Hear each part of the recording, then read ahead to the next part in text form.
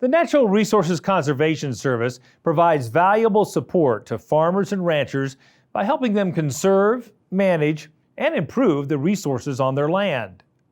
Here's a look at how NRCS is helping an Iowa farmer improve his sustainability as well as his profitability.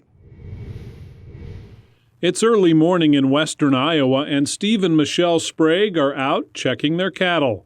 In recent years, they've converted some of their former cropland to grazing. Well, you can see just the lay of the land.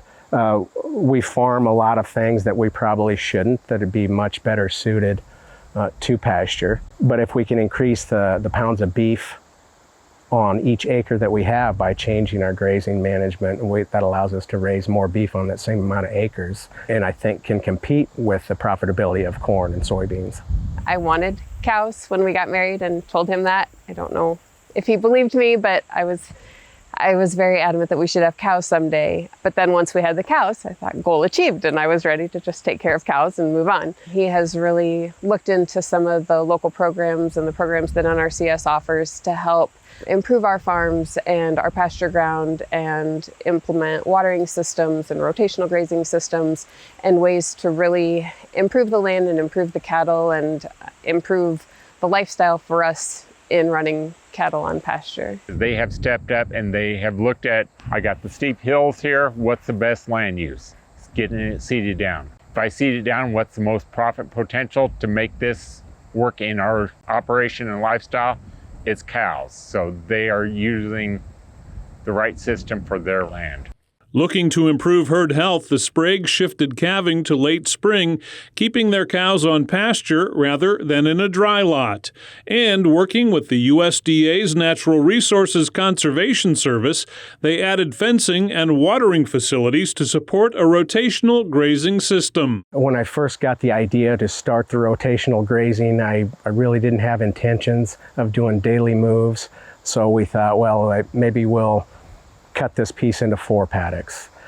As we started to explore that, research it a little more, and actually put that into practice, we've gone all the way to daily moves now. I think it's best for the soil, for the pastures, and for animal health as well. The results of the Spragues going to a daily move has been exponential. They have improved their overall forage production, improved their soil health, and their overall herd health. In theory, you can probably eventually almost double your grazing capacity. Now, that takes time. It does not happen overnight. But that, as people go into rotational grazing, they can do one of 2 things. Either extend their grazing period so they have less hay to feed out there, or increase their cow herd.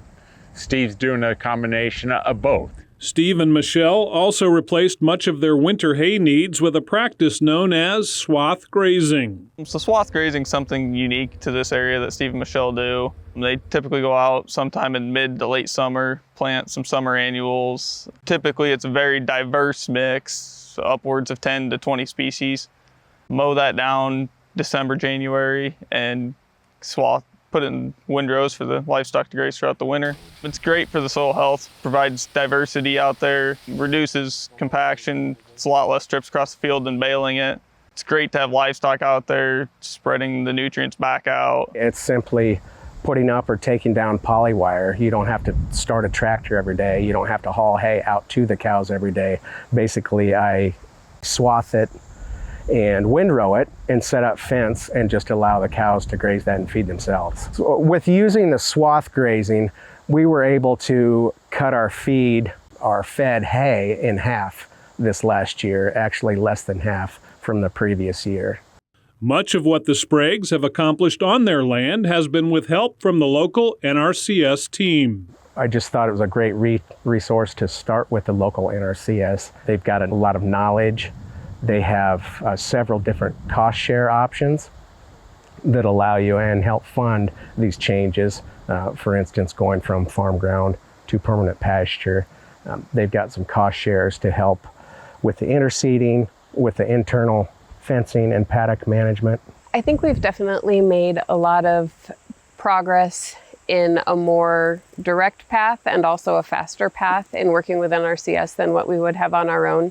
The NRCS offers just a broad wealth of knowledge and experience. They get to see everybody's operations. So they have a lot more experience and a lot more perspectives than what we have just seeing our daily operation. There's more to be done, but the Spragues say they already see a healthier landscape as well as the opportunity for more profitability from their cattle. By improving the soil health, we're growing more forage on the same acres, and in turn growing more beef. But I think a combination of the things, going to the rotational grazing, moving our calving season back to be more in time with nature, it just saves a huge amount of labor and feed and therefore cost, which directly reflects on your profitability.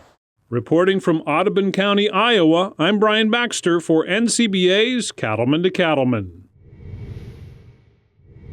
If you have conservation practices you'd like to put in place on your operation, you should start by visiting with your local NRCS office about the technical and financial assistance they may be able to provide. Go to nrcs.usda.gov to find an office near you.